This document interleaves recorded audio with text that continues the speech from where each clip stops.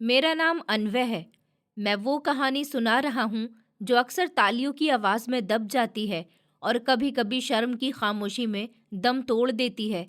ये कहानी किसी मेडल की नहीं, बल्कि एक माँ की चुपचाप की गई कुर्बानी और एक बेटे की छुपी हुई शर्म की है। यूनिवर्सिटी का कन्वोकेशन डे था। पूरा हॉल लोगों से भरा हुआ था। चमचमाते कपड़े, महंगी खुशबू और बड़े-बड़े सपनों से भरी निगाहें हर तरफ थीं।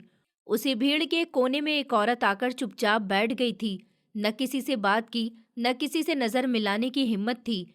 वही माँ जिसे उसका बेटा साथ लाने से मना कर चुका था, ये कहकर कि मेरे दोस्त मेरा मजाक उड़ाएंगे। फिर भी एक माँ का दिल कहाँ मानता है। बेटे को देखने की चाह आखिर उसे वहां खींच लाई थी। वो बस दूर से उसे देखना चाहती थी। कुछ घंटे पहले मैं कमरे में बेचैनी से टहल रहा था। शीशे के सामने मेरी माँ खड़ी हुई थी, कांपते हाथों से अपनी आंखों में काजल लगा रही थी। मेरे दिमाग में बस एक ही सवाल घूम रहा था। आज गोल्ड मेडल मिलने वाला था और अगर ये मेरे साथ गई तो यूनिवर्सिटी में किसी को नहीं पता था कि मेरी माँ घर घर बर्तन मांजती है। मेरे दोस्त बहुत अमीर घरों से थे। सबके माँ बाप बड़ी बड़ी कंपनियों में ऊंची पोस्ट पर थे। मैं कई दोस्तों के माँ बाप से भी मिल चुका था। कई बार दोस्तों ने कहा था कि हमें भी अपनी माँ से मिलवाओ, पर मैं हर बार कोई न कोई बहाना बना देता था और टाल देता था। मैं मानता हूँ मेरी सोच बहुत गलत थी, लेकिन आज के दौर में इंसान की पहचान उसकी मेहनत से नहीं, बल्कि उसके कपड़े और बैकग्राउंड से होती है।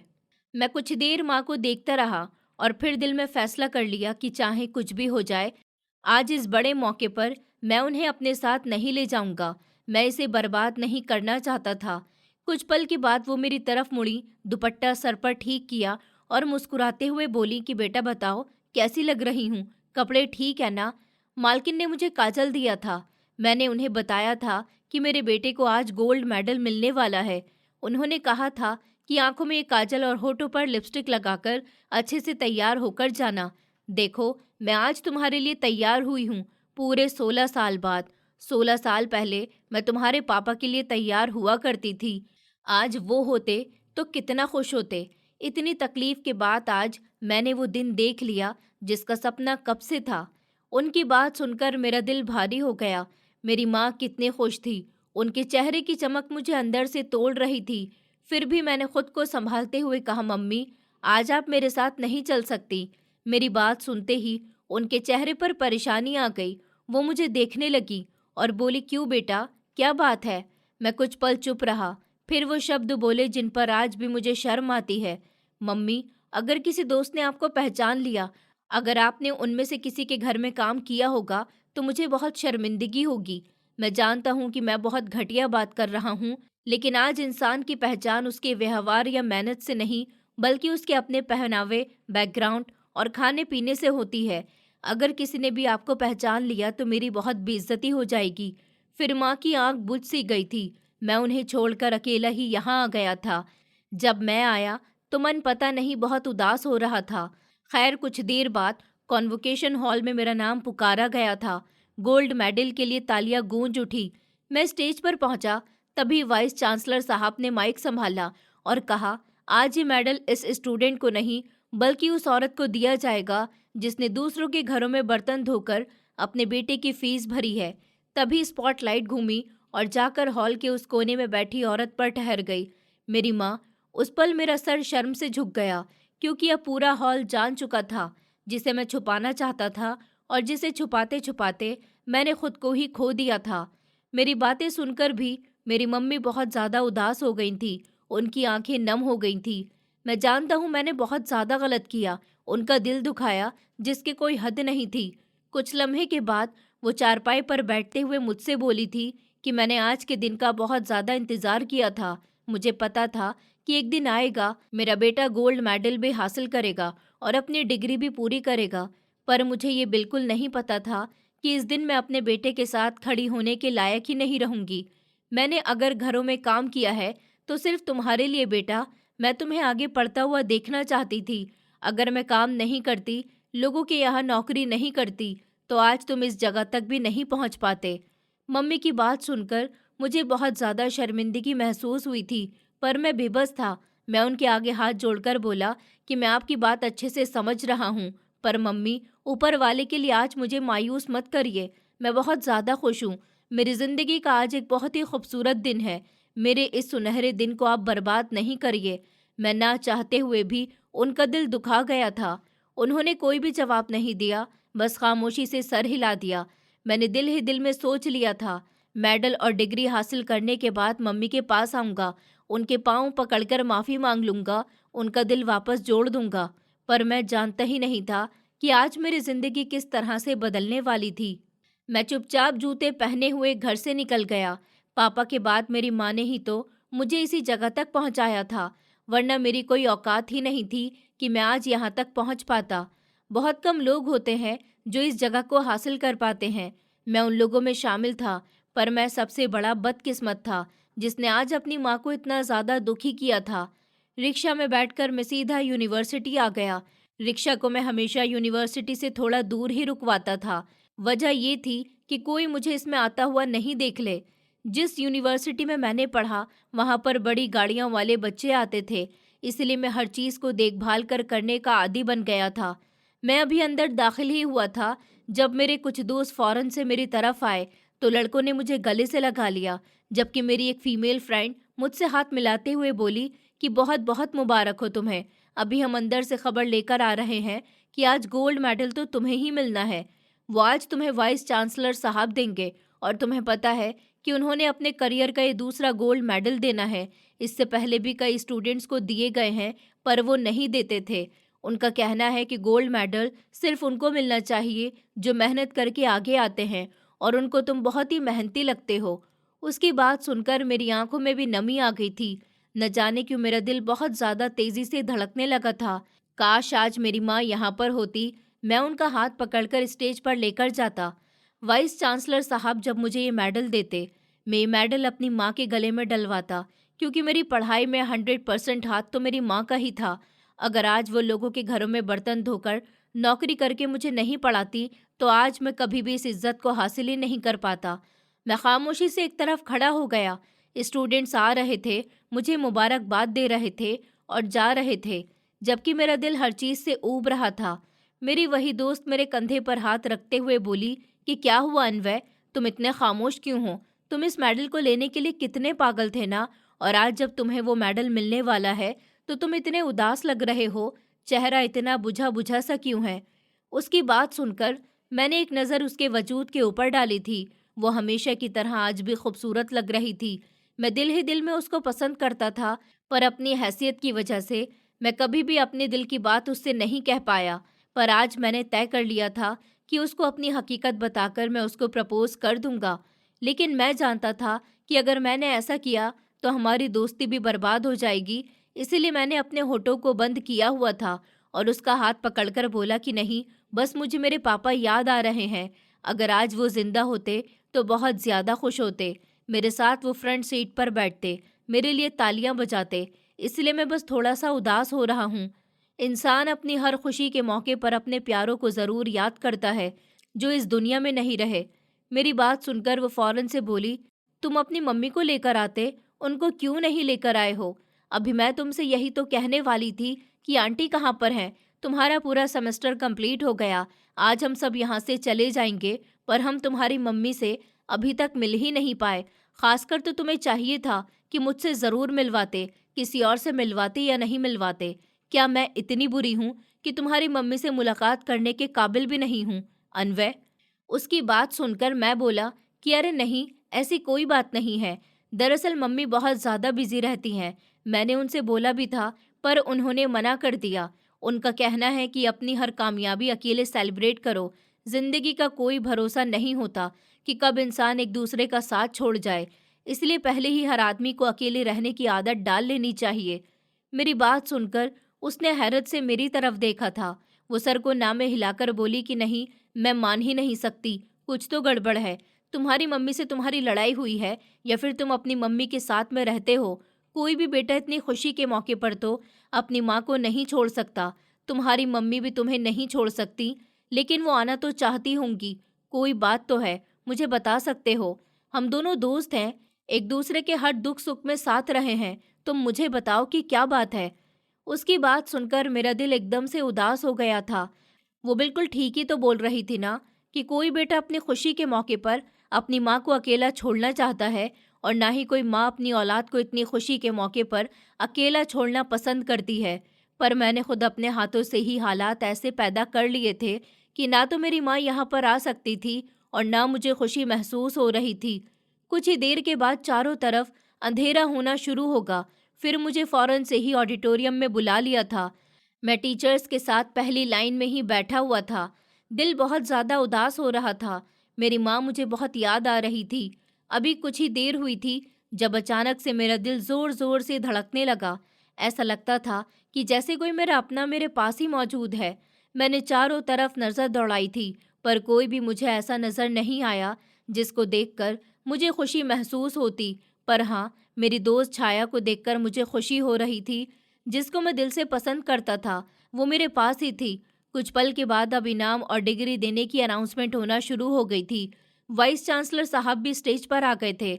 सब स्टूडेंट्स ने खड़े होकर उनका स्वागत किया। सबने उनके ऊपर फूल बरसाए थे। वो बहुत ही अच्छे इंसान थे। किसी भी इंसान को उनसे कोई कंप्लेंट नहीं थी। हर किसी की मदद करना वो अपना फ़र्ज समझते थे। और आज मुझे बहुत ज़्यादा फ़ख्र महसूस हो रहा था कि मुझे मेडल उनके हाथों से मिल रहा है। ये मौका मुझे कितने सालों बाद में नसीब हुआ था। फिर अपने नाम की पुकार पर मैं फ़ौरन से ही ख्यालों की दुनिया से बाहर आ गया और अपनी जगह से खड़ा हुआ स्टेज की तरफ बढ़ा था। जैसे जैसे मैं स्टेज की तरफ बढ़ रहा था, मेरे होठों से मुस्कुराहट गहरी होती जा रही थी। कहते हैं ना कि जब आपको अपनी खुशियाँ अकेले ही बनानी पड़ती हैं, इसलिए अभी फ़िलहाल सब भूलकर अपने गोल, अपने मकसद की तरफ बढ़ जाओ। मैं स्टेज पर गया, हाथ बढ़ाया तो उन्होंने एकदम से मुझे गले से लगा लिया था। कान में फिर हल्के से कहा कि बहुत बहुत मुबारक हो, तुमने आज वो कर दिखाया जिसकी तमन्ना सालों पहले मुझे तुम्हें देखकर हुई थी। उनकी बात सुनकर मैंने हैरत से उनकी तरफ देखा था। इन्हें तो पहली बार देख रहा था। फिर इन्होंने ये बात क्यों कही? पर मैंने अपना सर झटक दिया, मुस्कुराकर उनका शुक्रिया किया और उनके आगे सर झुकाया ताकि वो मुझे गोल्ड मेडल पहना सके। तब उन्होंने मेरे कंधे पर हाथ रखकर सर को नामे हिलाया था और मुझे देखते हुए बोले कि नहीं बेटा, ये तुम्हारे लिए नहीं है, तुम इसके हकदार नहीं हो। उनकी बात सुनकर मैंने हैरत से उनका चेहरा देखा। लम्हे भर के लिए मेरी नज़रें मेरे कंपटीटर जयदीप पर गई थी। क्या ये मेडल इसको मिलने वाला था? ये सोचकर ही मैं बहुत ज़्यादा चिढ़ गया। उन्होंने माइक अब अपने हाथ में ले लिया और बीच में आकर खड़े हो गए थे। सब लोग सांस रोके हुए उनको ही देख रहे थे। अचानक से इतने बड़े स्टेज पर मेडल देने से मना कर देना और ये कहना कि तुम इसके हकदार नहीं हो, कोई और है, सबको ही हैरानगी में डाल गया, क्योंकि पूरी यूनिवर्सिटी जानती थी कि ये मेडल मेरा है। मेरी वजह से आज वाइस चांसलर स्टेज पर आए हैं। उन्होंने गहरी सांस ली और भीड़ को देखते हुए बोले कि मैं जानता हूँ आप सब हैरान हो रहे होंगे, मैंने ये क्या बोल दिया, पर इसी का नाम हकीकत है। ये लड़का इस मेडल को डिजर्व नहीं करता। हाँ, मानता हूँ इसने बहुत मेहनत की है, दिन रात पढ़ाई की है, जब भी आज ये इस जगह तक पहुँचा है। पर ये मेडल इसको नहीं मिल सकता क्योंकि इसका हकदार कोई और है। ये कहकर उन्होंने स्पॉटलाइट की तरफ इशारा किया था और तेज आवाज में बोले कि ये मेडल एक औरत को मिलेगा जिसने इस लड़के को पैदा किया। पैदा करने के बाद अकेले कई जंगें लड़ी, बर्तन धोए, लोगों के घर की नौकरी करी, अपनी इज्जत तक को मिट्टी में कुचलकर अपने बेटे के लिए अपना तन मन धन सब कुछ कुर्बान करके रख दिया। ये मेडल इस बच्चे की माँ को मिलेगा, यानी कि सारिका जी को। स्पॉटलाइट उनकी तरफ की जाए। अचानक से स्पॉटलाइट हॉल के बिल्कुल कोने में खड़ी हुई एक औरत के ऊपर गई, पर जैसे ही मेरी नज़र उस औरत के ऊपर गई, मेरा दिल फूट फूट कर रोने लगा।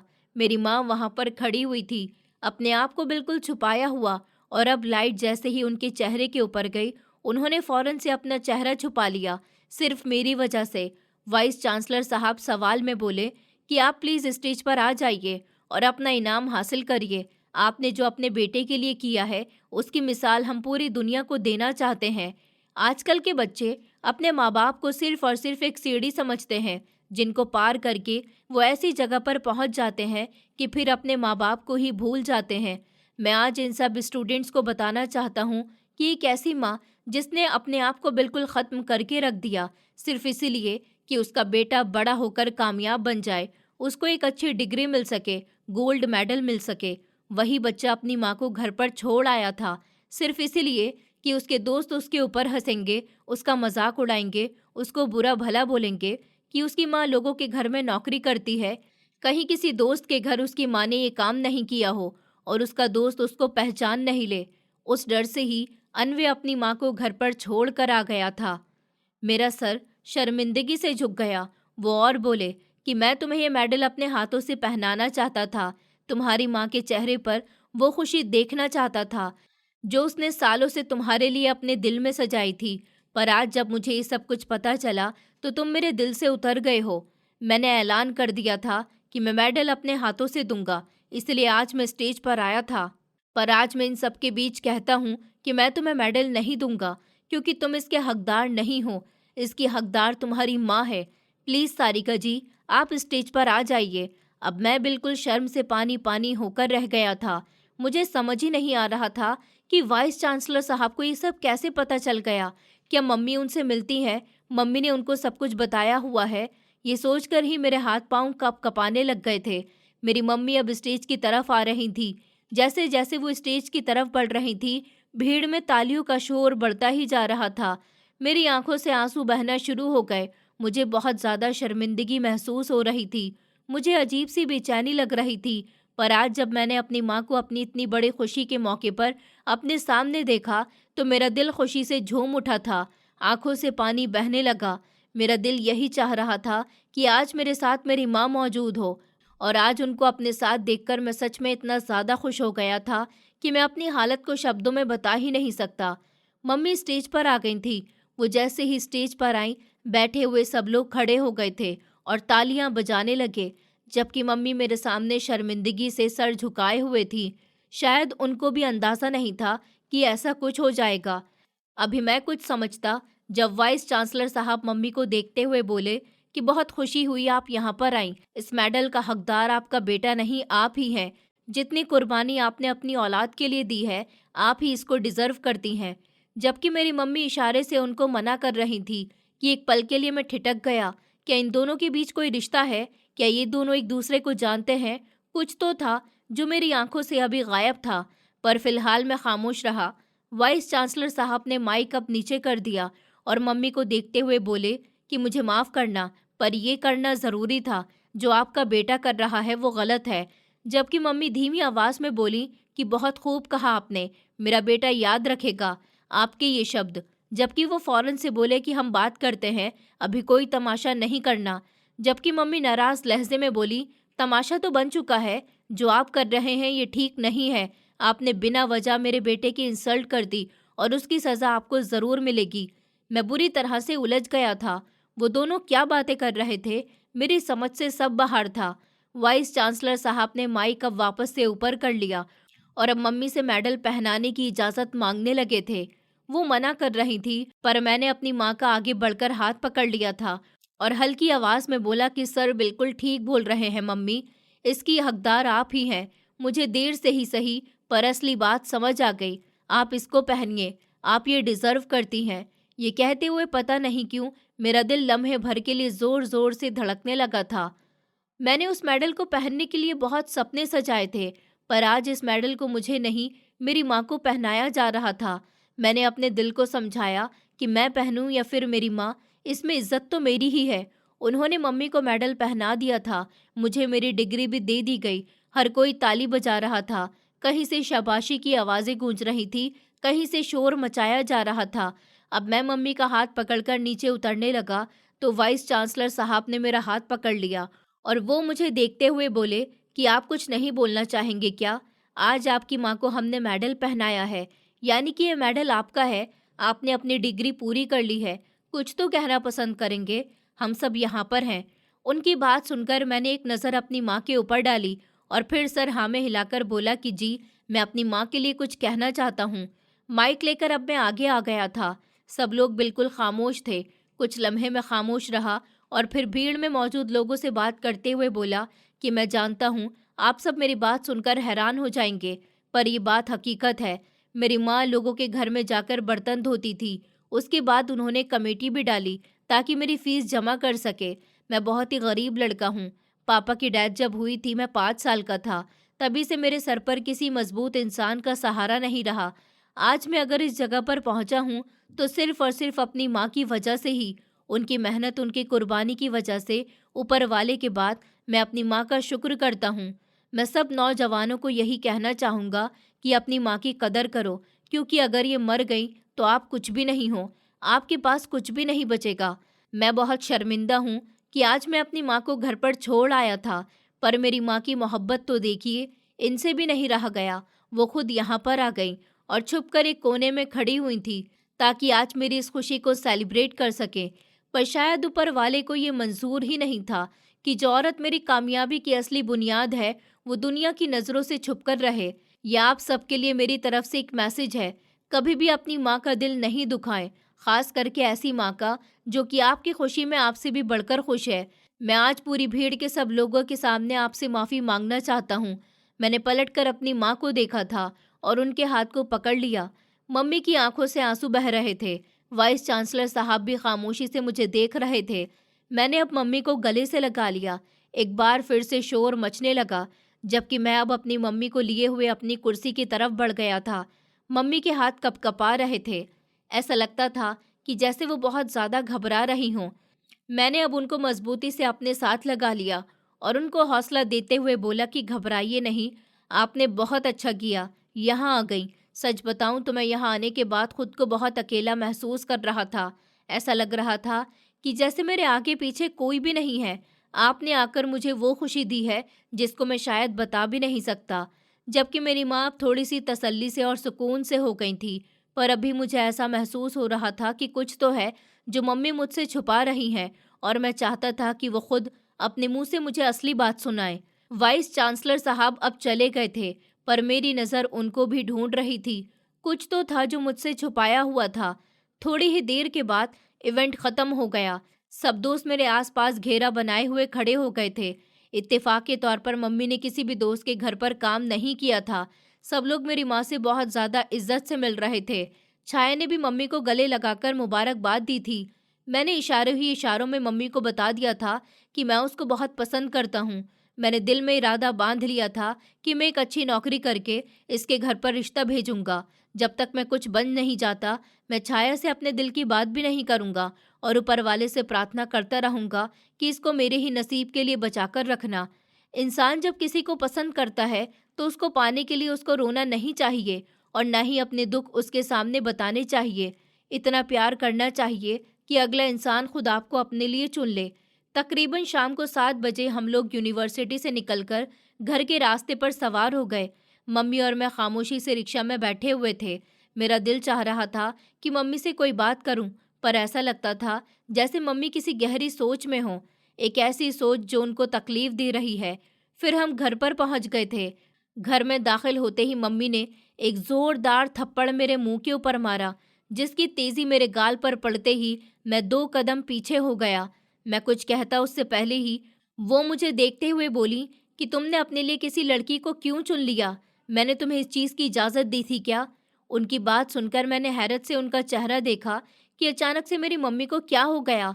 आज से पहले तो उन्होंने कभी भी इस तरह से मेरे साथ बिहेव नहीं किया था, बल्कि वो हमेशा मुझे यही कहती थी कि अपने लिए किसी को पसंद कर लो, मैं करवाऊंगी तुम्हारी उससे शादी, तुम मेरे आसरे पर नहीं बैठना, अपने लिए जिसको पसंद करोगे उसको तुम्हारा बना दूंगी। जब आज मैंने अपनी मम्मी के सामने अपनी पसंद का बताया तो वो ऐसे क्यों कर रही थी? मैं कुछ कहता उससे पहले ही वो रूठ कर अपने कमरे में बंद हो गई, जबकि मैं अपनी डिग्री गोल्ड मेडल हाथ में लिए हुए बैठक में ही खड़ा का खड़ा रह गया। माँ के साथ बैठकर बहुत सारी बातें करना चाहता था। उनको बताना चाहता था कि आज जब मैं इवेंट में अकेला था तो मेरा दिल कितना ज़्यादा उदास हो रहा था, मैं आपको और पापा को कितना याद कर रहा था। पर उन्होंने एक बात भी नहीं की। कुछ तो गड़बड़ ज़रूर थी और मैं इस गड़बड़ को सुलझाना चाहता था। काफ़ी देर तक मैं वहीं पर खड़ा हुआ अपनी माँ के कमरे के दरवाजे को देखता रहा था और फिर खामोशी से अपने कमरे की तरफ बढ़ गया। रात ऐसे ही निकलती जा रही थी। अगली सुबह का सूरज तेजी से रोशन हुआ। मेरी आंख मम्मी के जागने पर ही खुली थी। वो मेरे बिल्कुल पास ही खड़ी हुई थी। उनको देखकर मैं फौरन से जाग गया। मैं कुछ कहता उससे पहले ही वो मेरे बालों में हाथ फेरते हुए बोली कि मुझे माफ़ करना, मैंने बिना वजह तुम पर रात हाथ उठा दिया। मुझे रात भर इसी बात का अफसोस होता रहा बेटा। मैं मानती हूँ तुम इस लड़की को पसंद कर रहे हो और पसंद करना कोई बुरी बात तो नहीं। हर इंसान को अपनी पसंद के इंसान को चुनना उसका हक है। आपको कोई नहीं रोक सकता अपनी ज़िंदगी में हमसफ़र शामिल करने से। पर हर चीज़ की एक हद होती है। तुम्हारा और उस लड़की का कोई जोड़ नहीं है। तुम एक गरीब माँ के बेटे हो, सिर्फ मेरे बेटे। मैं तुम्हें किसी को नहीं सौंप सकती। उनकी बातें मेरे सर से ऊपर गुजर रही थी।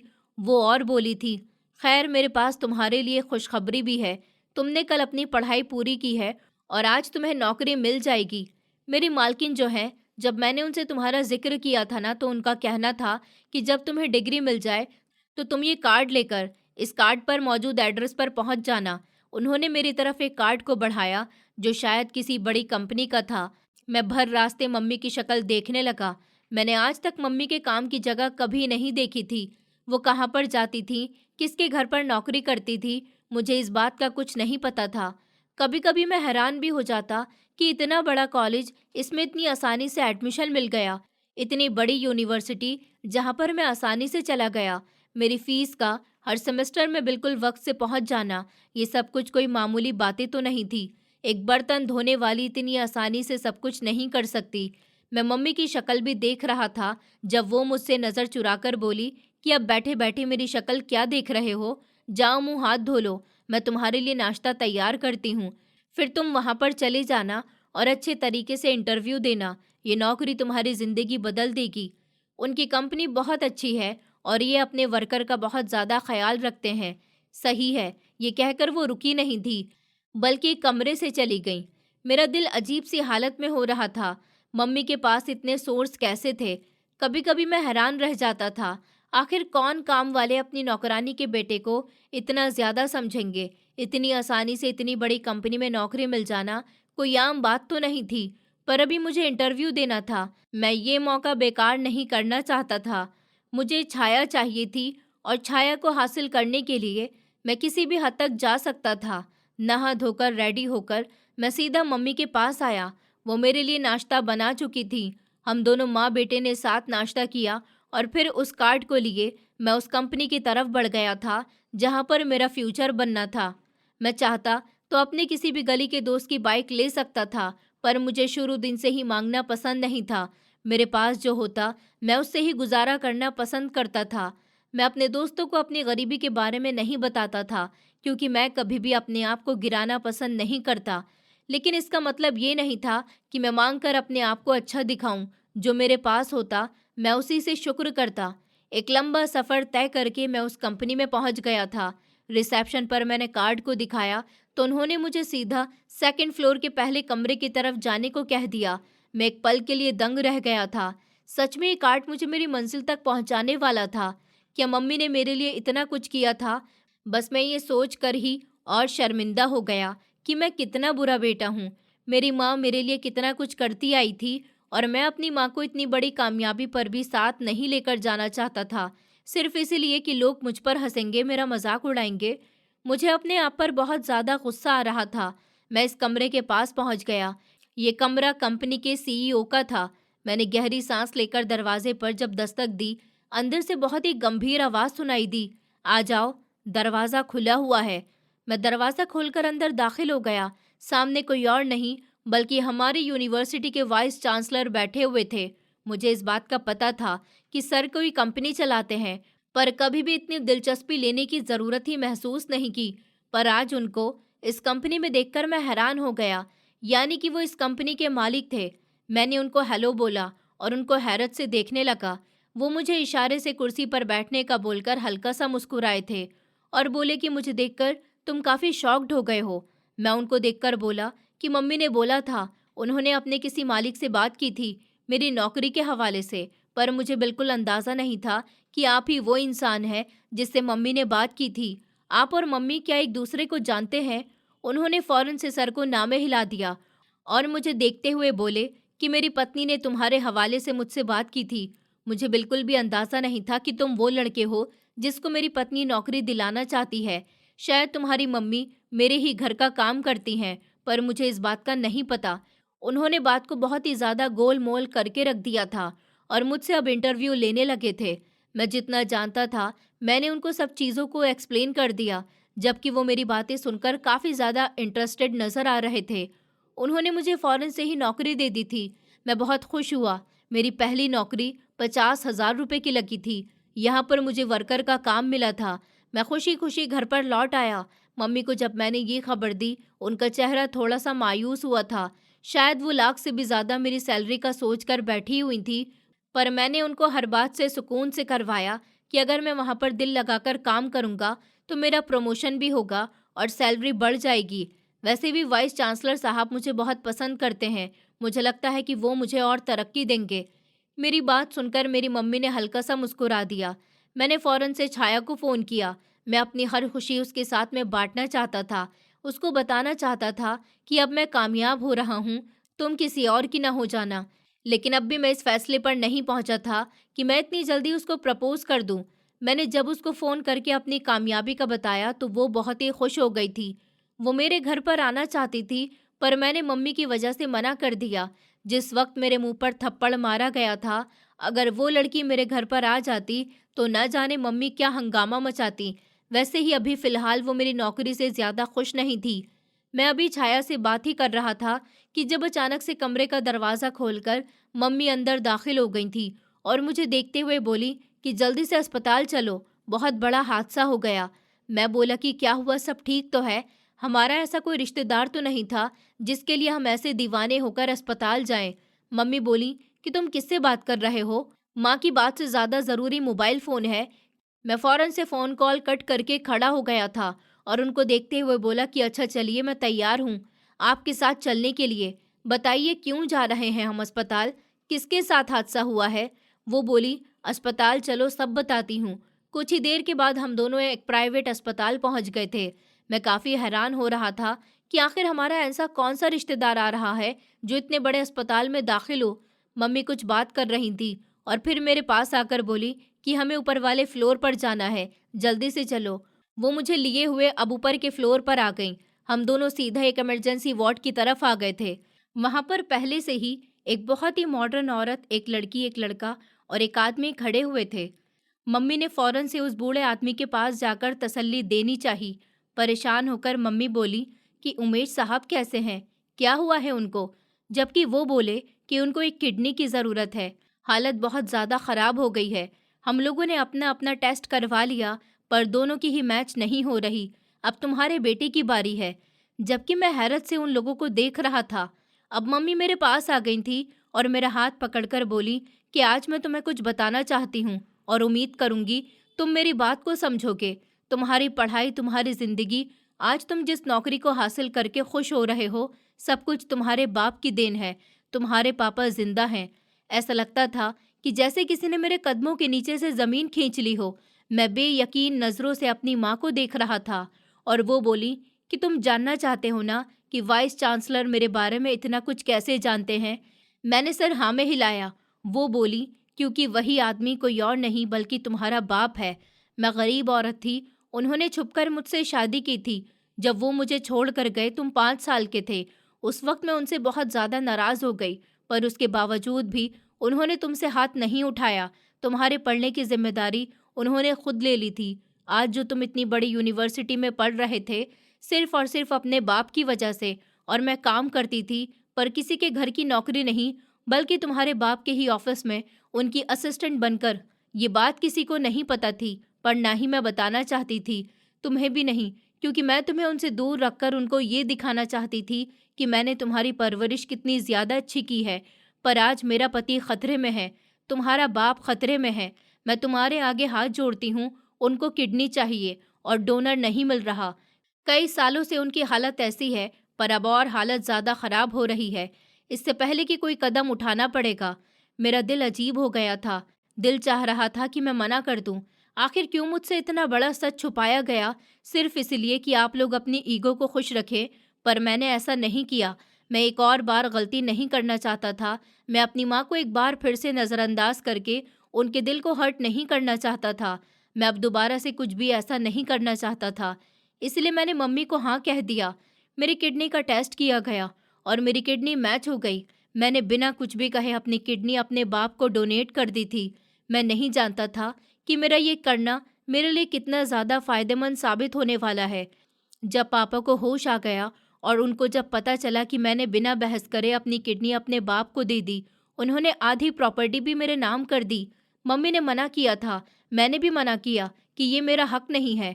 मैंने साफ मना कर दिया था, न मुझे आधी प्रॉपर्टी चाहिए थी और न ही वो नाम जो आज तक मुझसे छुपाया गया था। कमरे में सन्नाटा छा गया था। माँ की आंखों में डर था और उनकी उंगलियां मेरी बाहों को ऐसे पकड़ी थी जैसे छोड़ दी तो मैं उनसे दूर चला जाऊंगा। मेरी किडनी मैच हो चुकी थी। तभी एक आदमी कमरे में दाखिल हुआ। सूट बूट में था, चेहरे पर अजीब सी सख्ती। माँ उसे देखकर एकदम चुप हो गई। मैं अरविंद बोल रहा हूँ, उसने खुद को इंट्रोड्यूस किया।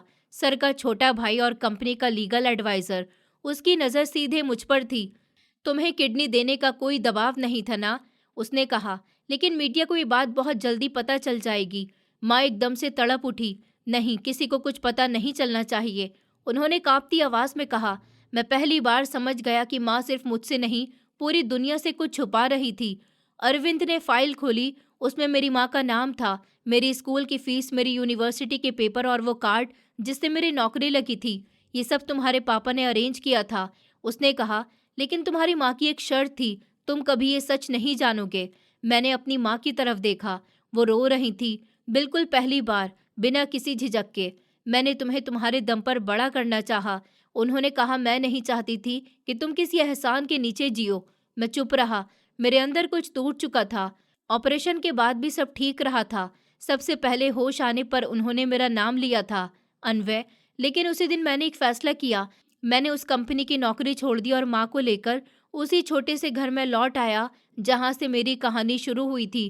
क्योंकि अब मुझे पता था कि मेरी पहचान किसी सरनेम से नहीं, उस औरत से है जिसे मैंने कभी छुपाने की कोशिश की थी। ऑपरेशन के बाद के दिन बहुत अजीब थे। हॉस्पिटल की सफ़ेद दीवारें मुझे हर बार वही सवाल याद दिला देती थी, क्या सच में यही मेरी जिंदगी थी? माँ हर सुबह मेरे बेड के पास आकर बैठ जाती थी। दवाई का टाइम, सब कुछ ऐसे करती थी जैसे अब भी मैं वही छोटा सा बच्चा हूँ जिसे उन्होंने अकेले अपने दम पर पाला था। लेकिन अब उनके चेहरे पर एक अलग सा डर था, जैसे वो हर पल इस बात से डर रही हूँ कि कहीं मैं उनसे नाराज होकर उन्हें छोड़ न दूं। फिर तीसरे दिन पापा के ही उस आदमी ने मुझे कमरे में बुलवाया। मैं जाना नहीं चाहता था, लेकिन माँ की आंखों में एक अजीब सी रिक्वेस्ट थी। मैं चुपचाप उनके कमरे में चला गया। वो बहुत ही कमजोर लग रहे थे, चेहरा पीला हो रहा था और आंखें अंदर धसी हुई। मुझे देखते ही उनकी आंखें भर आईं। मैंने तुम्हें कभी बेटे की तरह नहीं जीने दिया, उन्होंने बहुत धीमी आवाज में कहा। ये मेरी सबसे बड़ी गलती है। मैं खड़ा रहा। फिर उन्होंने आगे कहा कि तुम्हारी माँ ने मुझसे कभी कुछ नहीं मांगा, न नाम, न पैसा, न पहचान। बस एक ही बात कही कि मेरे बेटे को ये महसूस नहीं होना चाहिए कि वो किसी एहसान पर बड़ा हुआ है। मैंने पहली बार देखा कि वो आदमी रो रहा था। आपको मुझसे कुछ भी लेने की ज़रूरत नहीं है, मैंने कहा। मुझे जो चाहिए था वो मुझे मेरी माँ ने दे दिया। छाया भी बार बार कॉल कर रही थी, मैं फ़ोन नहीं उठा पा रहा था। अब उसे क्या बताता कि जिस गरीबी की वजह से मैं अपनी माँ से शर्मिंदा था, वही औरत मेरी सबसे बड़ी ताकत निकली। एक शाम मैं माँ को अस्पताल के गार्डन में ले गया। वो बहुत चुप थी। आपने मुझे क्यों नहीं बताया, मैंने आखिर पूछ लिया। वो थोड़ी देर चुप रही, फिर बोली, क्योंकि मैं नहीं चाहती थी कि तुम कभी अपने आप को किसी से छोटा समझो। मैं चाहती थी तुम गिरो भी तो खुद ही उठो और हालातों से लड़ो, पर अपने दम पर। उस दिन मैं माँ के पैरों के पास बैठ गया। मैंने नौकरी दोबारा ढूंढी, इस बार बिना किसी कार्ड के। इंटरव्यू में जब पूछा गया कि आपका बैकग्राउंड क्या है, मैंने पहली बार सच कहा कि मेरी माँ ने मुझे अकेले पाला है, वो मेहनत करके मुझे यहाँ तक लाई है। और अजीब बात ये थी कि इस बार मुझे किसी बात की शर्म नहीं थी। मैं कई दिनों से छाया का फ़ोन टाल रहा था। हर बार स्क्रीन पर उसका नाम चमकता और मेरा दिल किसी अनजाने डर से सिकुड़ जाता। आज आखिर मैंने कॉल उठा ही लिया। कहाँ हो तुम? उसकी आवाज़ में नाराज़गी कम और चिंता ज़्यादा थी। मैं तुम्हारे घर आई थी कुछ दिन पहले। आंटी ने कहा कि तुम अस्पताल में हो। मैं कुछ पल चुप रहा, फिर बोला कि हाँ, अब आ गया हूँ घर, अगर मिलना हो तो आ जाओ। फिर वो शाम को आई, पुराने से घर की सीढ़ियाँ चढ़ते हुए। उसने चारों तरफ देखा तो बस चुपचाप अंदर आ गई। माँ रसोई में थी। छाया ने उन्हें देखा, पहली बार इतने पास से। वही सादा कपड़े, वही झुकी हुई आंखें। नमस्ते आंटी, उसने धीरे से कहा। माँ ने सर उठाया। एक पल को तो वो ठिठकी, फिर मुस्कुराई। आओ बेटा, बैठो कमरे में। अजीब सी खामोशी फैल गई। मैं जानता था अब सच बोलना पड़ेगा। मैंने छाया की तरफ देखा। कि मैंने तुमसे बहुत कुछ छुपाया है। वो मुझे देखती रही। मुझे पता है, उसने कहा, लेकिन मुझे ये नहीं पता था कि तुम इतना डरते हो। मैंने गहरी सांस ली और सब बता दिया, पापा का सच, मेरी शर्म, मेरा झूठ। फिर जब मैं चुप हुआ तो छाया की आंखों में आंसू थे। तुम जानते हो अनवे, उसने कांपती हुई आवाज में कहा, मुझे तुमसे नहीं, तुम्हारी इस सोच से तकलीफ हुई। माँ खड़ी हो गई। अगर मेरी वजह से, वो कुछ कहना चाह रही थी, लेकिन छाया ने उनके हाथ पकड़ लिए। उसने कहा, अगर कोई शर्म की बात है तो वो ये नहीं कि आपने क्या काम किया, शर्म की बात यह है कि उसने आपको छुपाया। वो मेरी तरफ देख रही थी। तुम्हें डर था कि लोग तुम पर हंसेंगे, उसने कहा, लेकिन तुमने ये नहीं सोचा कि मैं क्या सोचूंगी। मैं कुछ नहीं कह पाया। छाया ने अपना बैग उठाया और बोली, मुझे वक्त चाहिए, मुझे खुद से सवाल करने हैं। फिर वो चली गई। माँ ने कुछ नहीं कहा, लेकिन धीरे से बोली कि सच कड़वा होता है बेटा, लेकिन देर से ही सही। आज तुमने उसे कहा। उस रात में देर तक जागता रहा। पहली बार मुझे अपनी कामयाबी बहुत छोटी लग रही थी। छाया के जाने के बाद घर जैसे और भी ज्यादा सूना हो गया था। मैं न अब ज्यादा किसी से बात करता, न किसी से नजर मिलाता। माँ सब कुछ देख रही थी, बिना कुछ कहे। फिर मेरी हालत देखकर माँ तीसरे दिन खुद छाया के घर पहुंची। दरवाजा खुला तो छाया सामने खड़ी थी। माँ को देखकर वो एक पल के लिए चौंकी, फिर चुपचाप रास्ता दे दिया। आइए ना आंटी, बैठिए। आंटी, छाया ने कहा। उसकी आवाज में अब गुस्सा नहीं था, बस थकान थी। माँ ने दुपट्टा ठीक किया और धीरे से बैठ गई। कुछ पल दोनों चुप रहीं। मैं जानती हूँ, माँ ने खुद ही बात शुरू की, कि मेरे होने की वजह से तुम्हें बहुत कुछ अजीब लगा होगा। छाया ने सर हिला दिया। मुझे आपकी वजह से नहीं, अनवे की वजह से तकलीफ हुई। माँ ने हल्की सी मुस्कान के साथ कहा कि वो डरा हुआ है बेटा, डर में इंसान गलतियां कर बैठता है। छाया की आंखें भर आईं। वो मुझसे प्यार करता है, ये मैं जानती हूँ, लेकिन क्या वो अपने सच के साथ मुझे अपनाना चाहता है? माँ ने गहरी सांस ली, फिर बोली, तुम जानती नहीं हो कि वो तुम्हें किस हद तक चाहता है। छाया ने उनकी तरफ देखा। जब तुम्हें एक दिन बुखार था, माँ ने कहा, वो पूरी रात जागा था। मुझे बोला था, माँ अगर इसे कुछ हो गया तो मैं खुद को माफ नहीं कर पाऊंगा।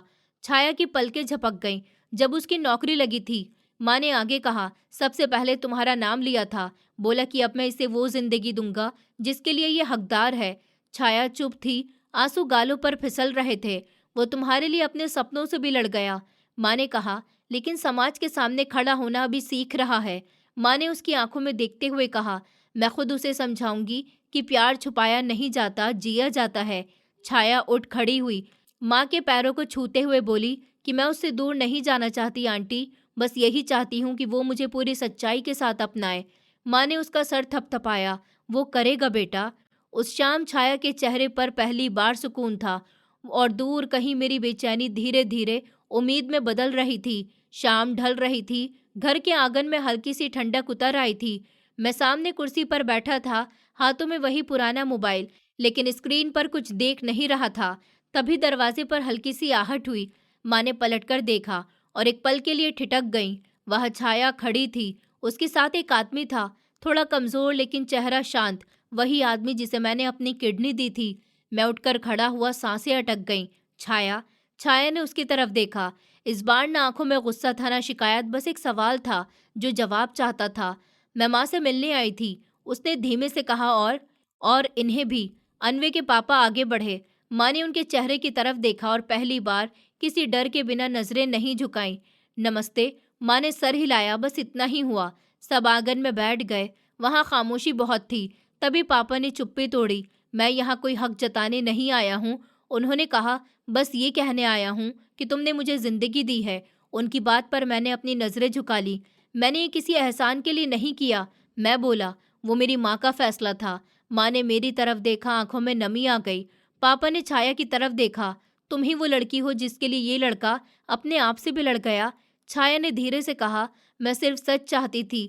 मैंने पहली बार सबके सामने बोलना शुरू किया। छाया, मेरी आवाज़ कांप रही थी। मैं तुम्हें बहुत चाहता हूँ, इतना कि तुम्हें खो देने का डर मुझे कायर बना गया। मैंने माँ को भी छुपाया, सच को छुपाया, लेकिन प्यार कभी कम नहीं हुआ। मैं माँ की तरफ मुड़ा। जिस औरत ने मुझे सब कुछ दिया, उसे छुपाकर मैं खुद को बड़ा समझ रहा था। ये मेरी सबसे बड़ी गलती थी। माँ ने उठकर सर पर हाथ रखा। गलतियाँ सब करते हैं बेटा, वो बोली, पर उन्हें मान लेना हर किसी के बस की बात नहीं होती। फिर छाया आगे बढ़ी। उसने माँ का हाथ पकड़ लिया। अगर आपने इसे ऐसा नहीं बनाया होता, उसने कहा, तो शायद ये आज इतना सच भी नहीं बोल पाता। पापा की आंखें भर आईं। मैंने नाम दिया था, उन्होंने संस्कार दिए, यही तो मेरा फर्ज था। कुछ देर बाद छाया ने मेरी तरफ देखा कि मैं तुम्हारे साथ हूँ, उसने कहा, लेकिन उस अन्वय के साथ जो अपनी माँ को गर्व से मेरे सामने खड़ा कर सके। मेरी आंखों में आंसू गिर पड़े और माँ के पैर छुए। छाया की तरफ देखा। उस शाम आंगन छोटा नहीं था, बस दिल बड़े हो गए थे। छाया और मेरी शादी किसी जल्दबाजी का नतीजा नहीं, बल्कि दो टूटे हुए दिलों का एक दूसरे पर भरोसा करना था। छाया ने साफ शब्दों में कह दिया था कि वो मेरे साथ जिंदगी बिताना चाहती है, लेकिन उस अन्वी के साथ जो अपनी माँ को पूरी दुनिया के सामने गर्व से खड़ा कर सके। मैंने उस दिन कोई जवाब नहीं दिया, लेकिन अगले ही दिन अपनी माँ का हाथ थामकर छाया के घर पहुंचा। पहली बार मैं अपनी माँ के साथ किसी के दरवाजे पर झुका नहीं, बल्कि सीना तान कर खड़ा था। छाया के माता पिता ने माँ को देखा, सादा कपड़े, शांत चेहरा और आंखों में बरसों की तपस्या। मैंने खुद आगे बढ़कर कहा कि ये मेरी माँ है, इन्होंने मुझे अकेले पाला है, मैं जो भी हूँ इन्हीं की वजह से हूँ। उस पल माँ की आंखों में वो नमी थी जो सालों से अंदर ही अंदर दबाकर रखी गई थी। छाया की माँ ने उनका हाथ थाम लिया और कहा कि आपने बहुत बड़ा काम किया है, आपने ऐसा बेटा बनाया जो सच से भागता नहीं। साथ ही पापा भी वहीं मौजूद थे। उन्होंने कोई हक नहीं जताया, कोई बड़ी बात नहीं कही, बस दूर खड़े होकर उस बेटे को देखते रहे जिसने उन्हें जिंदगी दी थी। शादी सादगी से तय हुई, बिना शोर, बिना दिखावे, बस दिल से। शादी से एक रात पहले माँ छत पर बैठी थी। मैं उनके पास जाकर बैठ गया। मैंने कहा, माँ, जिस दिन मैंने आपको छुपाया था, उस दिन मैं खुद से भाग रहा था। माँ ने मेरा सर थपथपाया और कहा कि आज तुम अपने आप से मिल गए हो, यही मेरे लिए सबसे बड़ी खुशी है। शादी वाले दिन माँ ने खुद छाया को तैयार किया, उसका दुपट्टा ठीक किया और कहा कि मेरी बहू ऐसी होनी चाहिए जो सच को प्यार समझे। फिर फेरे होते वक्त मेरी नज़र बार बार माँ पर जा रही थी। वो वहीं बैठी थी, शांत मुस्कान के साथ, सीधी नज़र और गर्व भरा चेहरा। पापा दूर खड़े थे, आंखों में आंसू थे, लेकिन दिल में सुकून था। 7 फेरे पूरे हुए। मैंने छाया का हाथ थाम लिया और कहा, अब तुम्हें कभी मेरे सच से डरने की ज़रूरत नहीं पड़ेगी। छाया ने मुस्कुराकर कहा, और तुम्हें कभी अपने प्यार से शर्मिंदा होने की ज़रूरत नहीं पड़ेगी। विदाई के वक्त माँ ने छाया को गले लगाया और कहा, आज से तुम मेरी बहू नहीं, मेरी बेटी हो। जब हम घर लौटे तो वही पुराना आंगन था, वही दीवारें, वही सादगी, लेकिन अब वहाँ हंसी थी।